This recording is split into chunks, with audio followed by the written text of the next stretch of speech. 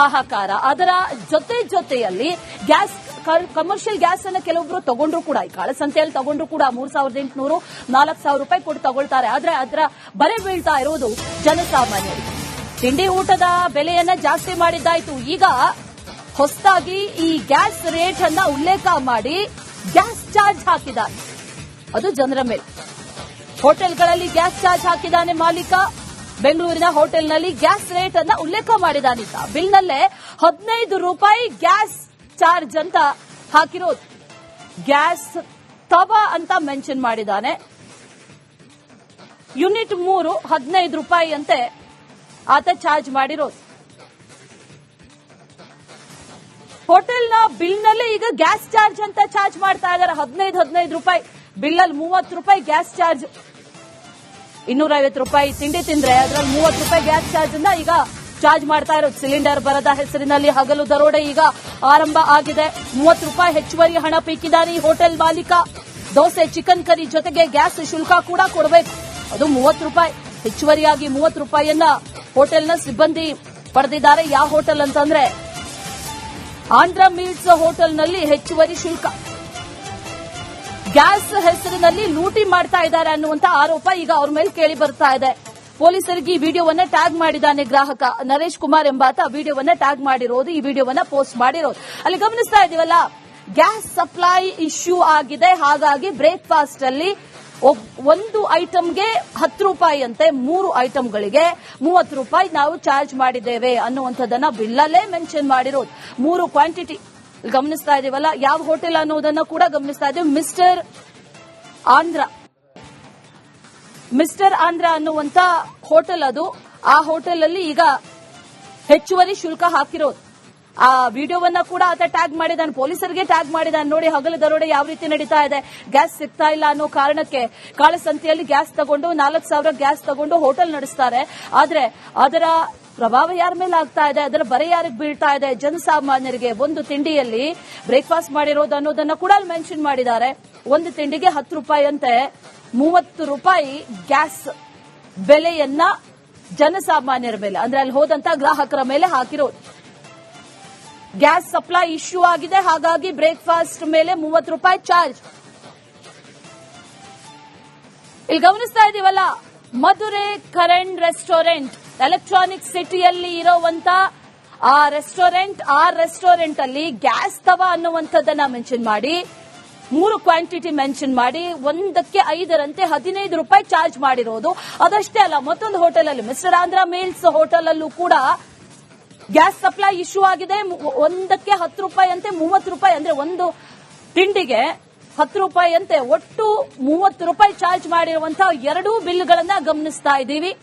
10ನೇ ತಾರೀಕಿಗೆ ಒಂದು ಬಿಲ್ ಕೊಟ್ಟಿರೋದು. ಅಂದ್ರೆ ಮೊನ್ನೆನೇ ಶುರು ಮಾಡ್ಕೊಂಡಿದ್ದಾರೆ ಈ ರೀತಿ ಮಾಡೋದಕ್ಕೆ, ಅಥವಾ ಬೆಲೆ ಏರಿಕೆ ಮಾಡೋದಕ್ಕೂ.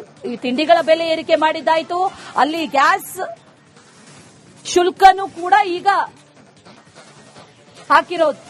ಗ್ಯಾಸ್ ಸಪ್ಲೈ ಅವ್ರು ತಗೊಂಡಿದ್ದಾರೆ, ಆ ಇಶ್ಯೂ ಇದೆ, ಆ ತೊಂದರೆ ಇರೋದಕ್ಕೆ ನಾವು ಈಗ 30 ರೂಪಾಯಿ ಚಾರ್ಜ್ ಮಾಡ್ತಾ ಇದ್ದೇವೆ. ಇದನ್ನ ಯಾರು ಪ್ರಶ್ನೆ ಮಾಡಂಗಿಲ್ಲ, ಬಿಲ್ಲಲ್ಲೇ ಮೆನ್ಷನ್ ಮಾಡಿದ್ದಾರೆ. ಜಿಎಸ್ಟಿ ಯಾವ ರೀತಿ ಮೆನ್ಷನ್ ಮಾಡ್ತಾರೋ, ಅಥವಾ ಸೆಂಟ್ರಲ್ ಜಿಎಸ್ಟಿ ಯಾವ ರೀತಿ ಮೆನ್ಷನ್ ಮಾಡ್ತಾರೋ, ಸರ್ವಿಸ್ ಚಾರ್ಜ್ ಗಳನ್ನ ಕೆಲವೊಂದು ಕಡೆಗಳಲ್ಲಿ ಯಾವ ರೀತಿ ಮೆನ್ಷನ್ ಮಾಡ್ತಾರೋ, ಟಿಪ್ಸ್ ಗಳನ್ನು ಕೂಡ ಅವರವರೇ ಮೆನ್ಷನ್ ಮಾಡ್ಕೊಳ್ತಾರೋ, ಅದೇ ರೀತಿಯಲ್ಲಿ ಈಗ ಮೆನ್ಷನ್ ಮಾಡ್ತಾ ಇರೋದು ಗ್ಯಾಸ್ ಸಪ್ಲೈ ಇಶ್ಯೂ ಆಗಿದೆ. ಹಾಗಾಗಿ ಆ ರೇಟ್ ಅನ್ನ ಕೂಡ ಈಗ ಜನಸಾಮಾನ್ಯರ ಮೇಲೆ ಹಾಕ್ತಾ ಇದ್ದಾರೆ. ಗ್ಯಾಸ್ ತವಾ ಅನ್ನೋದನ್ನ ಮೆನ್ಷನ್ ಮಾಡಿರೋದು, ಅಂದ್ರೆ ಗ್ಯಾಸ್ ಬಳಸಿ ಏನಾದ್ರೂ ತಿಂಡಿಗಳನ್ನ ತಯಾರು ಮಾಡಿದ್ದಾದಲ್ಲಿ ಅದನ್ನ ಮೆನ್ಷನ್ ಮಾಡಿರೋದು. ಅಲ್ಲಿ ತಗೊಂಡಿರೋ ದೋಸೆ, ಹಾಗಾಗಿ ಅದ್ರ ಮೇಲೂ ಕೂಡ ಚಾರ್ಜ್. ಮಧುರೈ ಕರಣ್ ರೆಸ್ಟೋರೆಂಟ್ ನಲ್ಲಿ, ಅದರ ಜೊತೆಯಲ್ಲಿ ಮಿಸ್ಟರ್ ಆಂಧ್ರ ಮೀಲ್ಸ್ ಆ ರೆಸ್ಟೋರೆಂಟ್ ನಲ್ಲೂ ಕೂಡ ಅದೇ ಕತೆ. ಅಲ್ಲೂ ಕೂಡ ಇದೇ ರೀತಿಯಾಗಿ ಗ್ಯಾಸ್ ಚಾರ್ಜ್ ಹಾಕಿದ್ದಾರೆ. ಗ್ಯಾಸ್ ಸಪ್ಲೈ ತೊಂದರೆ ಆಗಿರೋದ್ರಿಂದ ನಾವು ಈ ರೀತಿ ಮಾಡ್ತಾ ಇದ್ದೇವೆ ಅನ್ನೋದನ್ನ ಬಹಳ ಕ್ಲಿಯರ್ ಆಗಿ ಮೆನ್ಷನ್ ಮಾಡಿರುವಂತಹ ರೀತಿಯಲ್ಲಿ 30 ರೂಪಾಯಿ ಚಾರ್ಜ್ ಮಾಡಿದ್ದಾರೆ.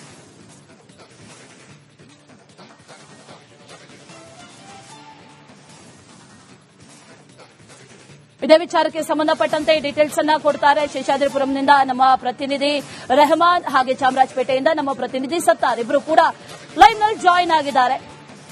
ಮೊದಲಿಗೆ ರೆಹಮಾನ್, ಈಗಾಗಲೇ ಹಲವಾರು ಹೋಟೆಲ್ಗಳಲ್ಲಿ ಸರ್ವಿಸ್ ಚಾರ್ಜ್ ಗಳನ್ನ ಮಾಡ್ತಾ ಇದ್ರು, ಅದ್ ಮಾಡಬಾರ್ದು ಅಂತಂದ್ರು ಮಾಡ್ತಾ ಇದ್ರು. ಈಗ ಹೊಸದೊಂದು ಚಾರ್ಜ್ ಆಡ್ ಆಗ್ತಾ ಇದೆ, ಗ್ಯಾಸ್ ಚಾರ್ಜ್. ನೀವೀಗ ಇರುವಂತ ಜಾಗದಲ್ಲಿ ಯಾವ ಹೋಟೆಲ್ ಇದೆ, ಅಲ್ಲಿ ಯಾವ ಪರಿಸ್ಥಿತಿ ಇದೆ, ಓಪನ್ ಇದೆಯಾ, ಓಪನ್ ಇದ್ರೆ ದರ ಏರಿಕೆ ಏನಾದ್ರೂ ಮಾಡ್ತಾ ಇದ್ದಾರಾ, ಏನ್ ಕತೆ?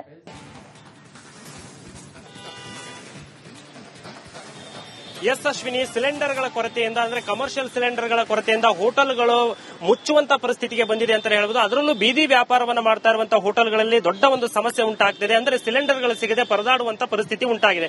ನಾನಿವಾಗ ಶೇಷಾದ್ರಿಪುರಂನಲ್ಲಿರುವಂತಹ ಈ ಉತ್ತರ ಕರ್ನಾಟಕದ ಹೋಟೆಲ್ನಲ್ಲಿದ್ದೇನೆ. ಬೀದಿ ಬದಿ ವ್ಯಾಪಾರವನ್ನು ಮಾಡ್ತಾರೆ. ಇಲ್ಲಿ ಸಾಕಷ್ಟು ಜನರು, ನೀವು ನೋಡ್ತಾ ಇರಬಹುದು, ಪ್ರತಿದಿನ ಸಾಕಷ್ಟು ಜನರು ಗ್ರಾಹಕರು ಇಲ್ಲಿ ಊಟವನ್ನು ಮಾಡ್ಲಿಕ್ಕೆ ಬರ್ತಾರೆ.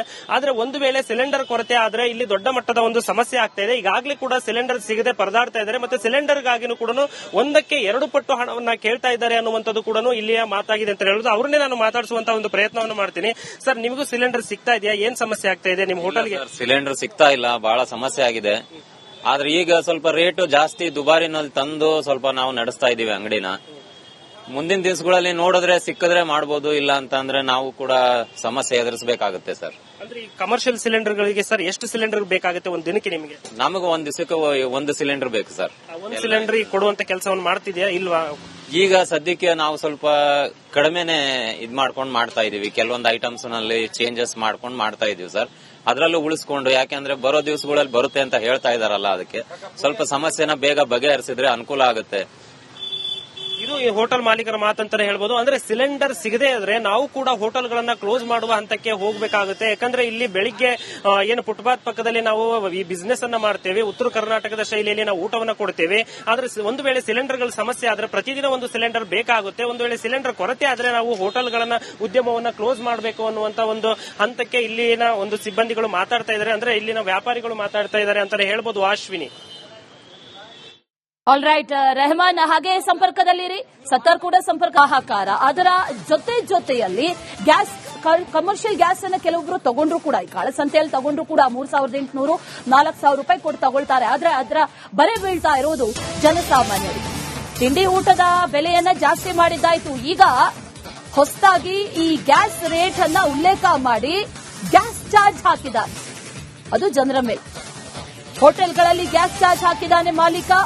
ಬೆಂಗಳೂರಿನ ಹೋಟೆಲ್ನಲ್ಲಿ ಗ್ಯಾಸ್ ರೇಟ್ ಅನ್ನ ಉಲ್ಲೇಖ ಮಾಡಿದಾನೀತ. ಬಿಲ್ನಲ್ಲೇ 15 ರೂಪಾಯಿ ಗ್ಯಾಸ್ ಚಾರ್ಜ್ ಅಂತ ಹಾಕಿರೋದು. ಗ್ಯಾಸ್ ತವಾ ಅಂತ ಮೆನ್ಷನ್ ಮಾಡಿದ್ದಾನೆ. ಯೂನಿಟ್ 3 15 ರೂಪಾಯಿ ಅಂತೆ ಆತ ಚಾರ್ಜ್ ಮಾಡಿರೋದು. ಹೋಟೆಲ್ನ ಬಿಲ್ನಲ್ಲೇ ಈಗ ಗ್ಯಾಸ್ ಚಾರ್ಜ್ ಅಂತ ಚಾರ್ಜ್ ಮಾಡ್ತಾ ಇದ್ದಾರೆ. 15 ರೂಪಾಯಿ ಬಿಲ್ಲಲ್ಲಿ 30 ರೂಪಾಯಿ ಗ್ಯಾಸ್ ಚಾರ್ಜ್. 250 ರೂಪಾಯಿ ತಿಂಡಿ ತಿಂದ್ರೆ ಅದರಲ್ಲಿ 30 ರೂಪಾಯಿ ಗ್ಯಾಸ್ ಚಾರ್ಜ್ ಅಂತ ಈಗ ಚಾರ್ಜ್ ಮಾಡ್ತಾ ಇರೋದು. ಸಿಲಿಂಡರ್ ಬರದ ಹೆಸರಿನಲ್ಲಿ ಹಗಲು ದರೋಡೆ ಈಗ ಆರಂಭ ಆಗಿದೆ. 30 ರೂಪಾಯಿ ಹೆಚ್ಚುವರಿ ಹಣ ಪೀಕಿದ್ದಾರೆ ಈ ಹೋಟೆಲ್ ಮಾಲೀಕ. ದೋಸೆ, ಚಿಕನ್ ಕರಿ ಜೊತೆಗೆ ಗ್ಯಾಸ್ ಶುಲ್ಕ ಕೂಡ ಕೊಡಬೇಕು. ಅದು 30 ರೂಪಾಯಿ ಹೆಚ್ಚುವರಿಯಾಗಿ 30 ರೂಪಾಯಿಯನ್ನ ಹೋಟೆಲ್ನ ಸಿಬ್ಬಂದಿ ಪಡೆದಿದ್ದಾರೆ. ಯಾವ ಹೋಟೆಲ್ ಅಂತಂದ್ರೆ ಆಂಧ್ರ ಮೀಟ್ಸ್ ಹೋಟೆಲ್ನಲ್ಲಿ ಹೆಚ್ಚುವರಿ ಶುಲ್ಕ. ಗ್ಯಾಸ್ ಹೆಸರಿನಲ್ಲಿ ಲೂಟಿ ಮಾಡ್ತಾ ಇದ್ದಾರೆ ಅನ್ನುವಂತ ಆರೋಪ ಈಗ ಅವ್ರ ಮೇಲೆ ಕೇಳಿ ಬರ್ತಾ ಇದೆ.